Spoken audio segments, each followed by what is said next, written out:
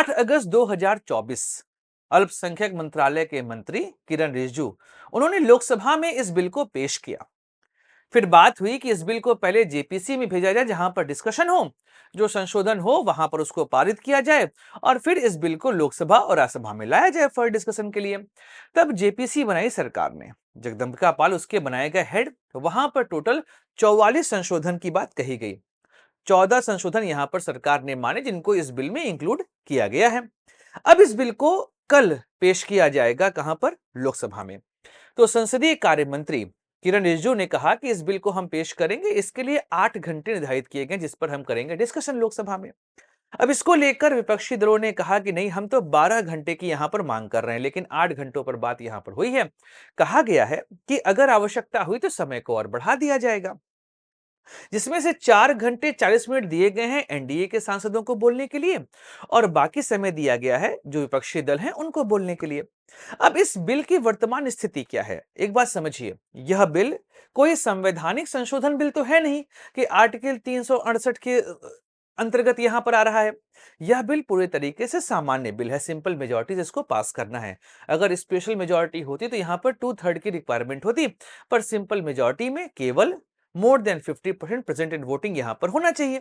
तो simple majority से लोकसभा और राज्यसभा से इसको पास होना है।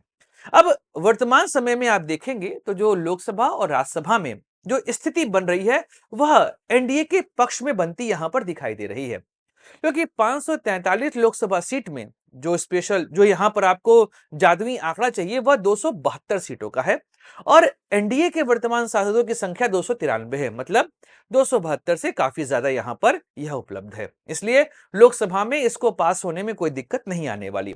बात करें हम लोग राज्यसभा की स्थिति की, तो वहां पर वर्तमान समय में 236 सांसद हैं।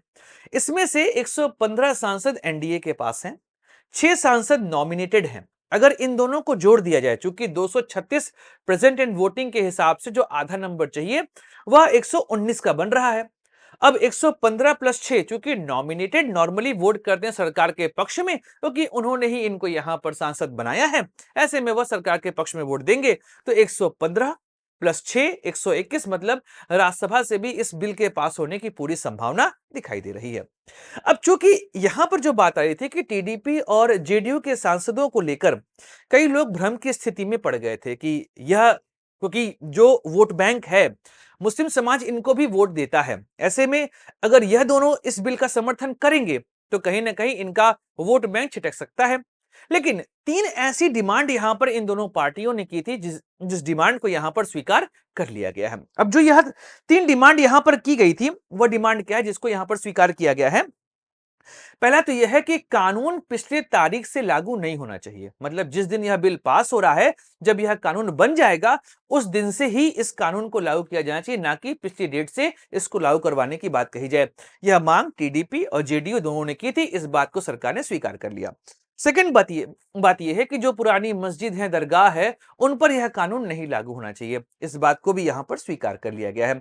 और लास्ट बात यह है कि जमीन राज्यों का विषय है, इसलिए राज्यों की सहमति यहां पर आवश्यक होनी चाहिए। इस वजह से भी सरकार ने कहा कि ठीक है, हम इस बात को यहां पर स्वीकार करते हैं। तो यह तीनों मसले, इन तीनों मसलों को सरकार ने स्वीकार किया और तब टीडीपी और जेडीयू दोनों ने कह दिया कि इस बिल का हम लोग समर्थन करने वाले हैं लोकसभा और राज्यसभा में।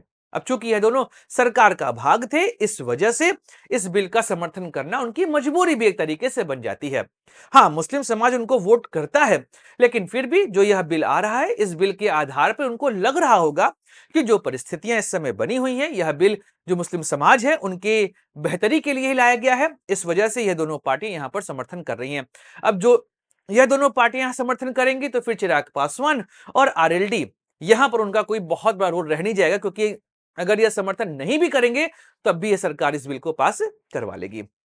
अब बात करते हैं जो मोटा मोटा यहां पर संशोधन किया गया है वह संशोधन है क्या। अगर आप देखेंगे तो जो 4 प्रमुख अंतर यहां दिखाई दे रहे हैं। पहला जो यहां पर अंतर है पुराने कानून में जो था कि अगर वक्फ बोर्ड किसी प्रॉपर्टी पर दावा करता है तो उस जमीन पर दावा करने वाला सिर्फ ट्रिब्यूनल में अपील कर सकता था। इसको चेंज किया गया है कि अब आप क्या कर सकते हैं, revenue court, civil court, high court, यहां पर भी अपील कर सकते हैं।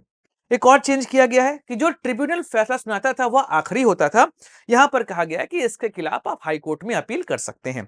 एक और बात है कि किसी जमीन पर मस्जिद हो या उसका उपयोग किसी इस्लामिक उद्देश्यों के लिए किया जा रहा हो तो वह ऑटोमेटिक वक्फ की संपत्ति यहां पर हो जाती है।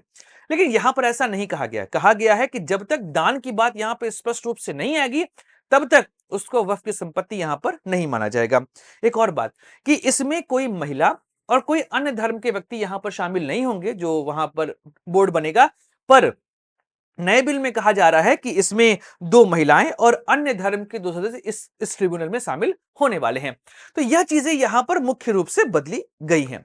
तो यह वर्तमान स्थिति है जहां पर आपने समझा कि क्या प्रमुख चेंज होने वाले हैं और इस समय लोकसभा और राज्यसभा में स्थिति बन क्या रही है वक्फ संशोधन बिल को लेकर।